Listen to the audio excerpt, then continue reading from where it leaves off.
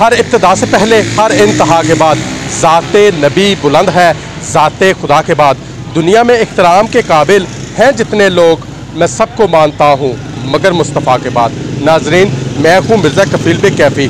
ملک بھر کی طرح جہلم میں بھی 9 مئی کو یوم سیاہ کے طور پہ منایا گیا۔ یوم سیاہ کے حوالے سے جہلم کے MNA چودھری فرخ الطاف کی قیادت میں میجر محمد اکرم شہید کی یادگار تک ریلی نکالی گئی۔ چودھری عمار فرخ اور تبسم شاہین ڈار سمیت سینکڑوں افراد ریلی میں شریک تھے۔ میجر محمد اکرم شہید کی یادگار کے مقام پہ چودھری فرخ الطاف نے شرکاء سے خطاب بھی کیا۔ پاکستان کی فوج ہے، یہ ہماری اساس ہے اور ہمارے خون میں ہے، تاریخ میں ہے، اور انشاءاللہ تعالی ہمیں اس بات پر پورا فخر ہے کہ ہمارا ضلع جو ہے وہ پاک فوج کے لیے ایک ریڑھ کی ہڈی رکھتا ہے، اور انشاءاللہ تعالی ہم آئندہ بھی اپنی افواج کے ساتھ اسی جذبے کے ساتھ کھڑے رہیں گے۔ ریلی کے اختتام پر ڈاکٹر فضل الحق نے پاکستان کی سلامتی اور تمام پاکستانی شہداء کے ایصال ثواب کے لیے فاتحہ خوانی بھی کی۔ جنہوں نے اس ملک کے لیے جام شہادت نوش کیا، اللہ تبارک و تعالی ان کو جنت الفردوس میں اعلیٰ مقام عطا فرما۔